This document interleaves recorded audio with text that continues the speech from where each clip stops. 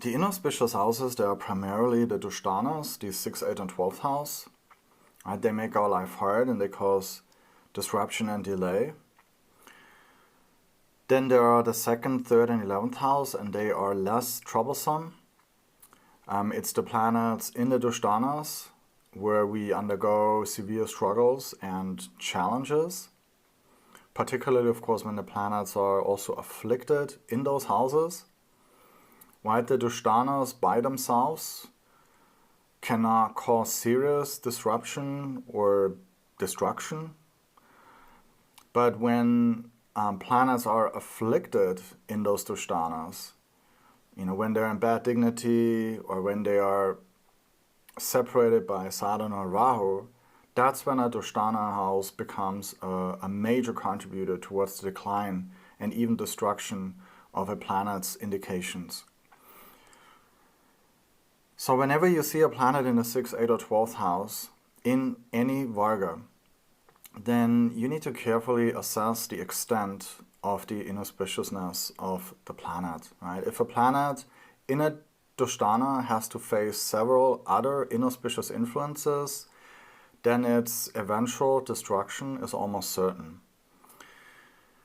But when the planet is in good shape, right, it's well dignified, is supported by other planets, then there's not really a need, there's not really a cause for concern. Okay, so you don't have to worry about planets that are really in good shape just because they are in a Dushtana, right? They can still give really great results.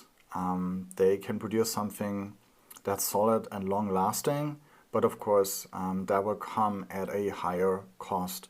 In the 12th house, this cost the planet has to pay might come as a financial strain, right? There can be ongoing financial expenses or some other sacrifices that a person needs to make.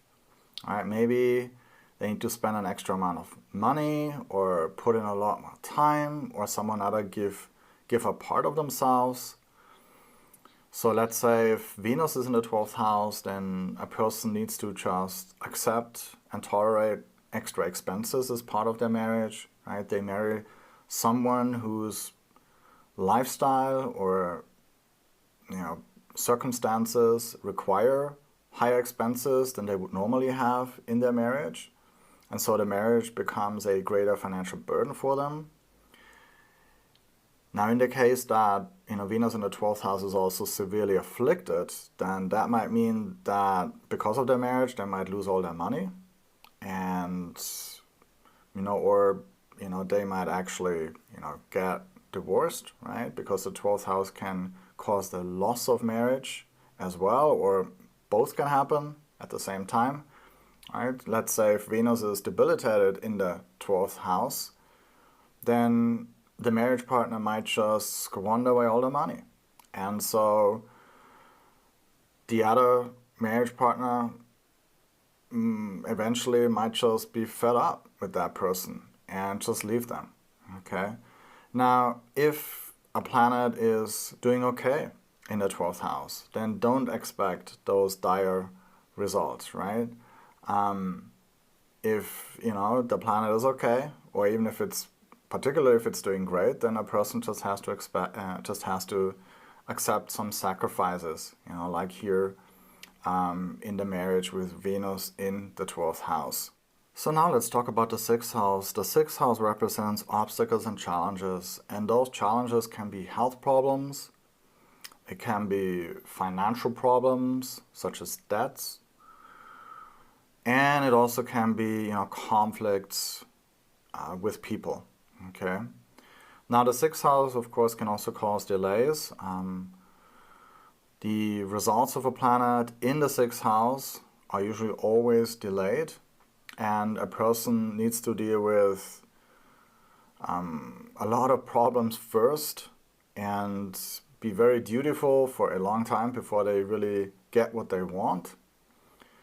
Now, there can, of course, always be a financial challenge as part of the problem, right? A debt could be a challenge as well. It could also be a delaying factor, right? So let's say the person has the 4th lord in the 6th house, right? So the fourth house rules real estate. When that lord goes into the sixth house, then a person might get into debt, when purchasing real estate, and it might take them a long time before they can pay off the debt. Let's say the seventh lord of partnership is in the sixth house, then when a person gets married right away from the beginning, that might throw them into some serious debt, and paying off the debt might take many, many years. Now, what happens is if the planet is well dignified and well supported by other planets in the sixth house, then a person can deal with those challenges and delays, right? They are disciplined, they are patient, and eventually will be successful, right? The sixth house only causes those irresolvable problems when it is severely afflicted, right? That's the time when, the debt can completely crush a person and they're going to lose everything because they can't pay back, okay? Or that's when a seemingly small health issue can turn into a life-threatening disease, okay? So, as usual, make sure that you analyze the planets in the sixth house carefully to see how bad something is really going to get. So now let's talk about the eighth house. The eighth house is quite complex. It causes some of the most intense experiences in our life, right? Something can happen all of a sudden that creates these huge shifts in our life. That is the eighth house. Now the eighth house also rules other people's money, and sometimes this huge shift can also mean that we actually gain financially from this crisis, right? Because the eighth house can give us money from other people suddenly, but then that can also be accompanied by a break or a destruction of something. And so a person can never really be ready for the sudden changes and crisis of the eighth house. The eighth house is, of course, the house of tragedies. And that's why planets in the eighth house make us feel vulnerable and fearful.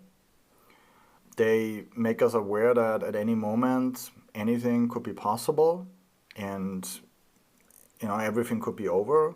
So it's really, really hard to feel secure in the eighth house.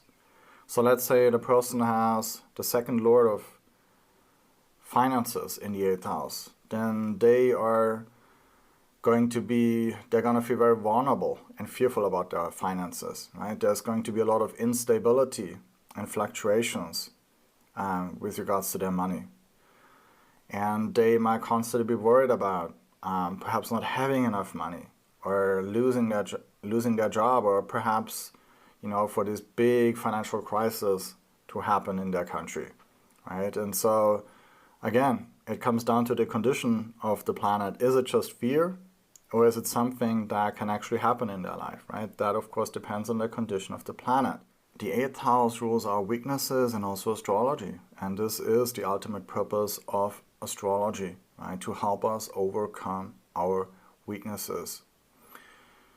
Now, the eighth house, of course, rules death and rebirth, right? The journey of the soul. And those weaknesses that hold us back from achieving our eternal life, right? Because the eighth house is the 12th from the 9th. And it tells us about what we need to overcome and let go of in order to make progress. So when the planet in the 8th house is in good condition, then a person has the ability to turn the weaknesses into a strength and evolve and become a better person, right? The crises they experience help them understand what's wrong and how they can do better. And they are able to take advantage ultimately of the 8th house in the best possible manner, right? Because sometimes we need a big wake-up call so that we can finally start acting like adults and do the right thing.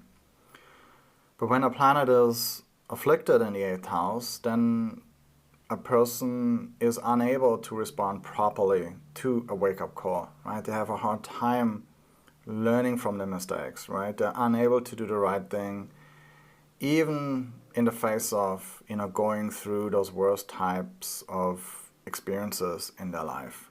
So you need to very carefully assess the influences to planets in the 8th house, and of course the planet's strength itself, its dignity, because that's going to show how a person can handle those big battles in their life.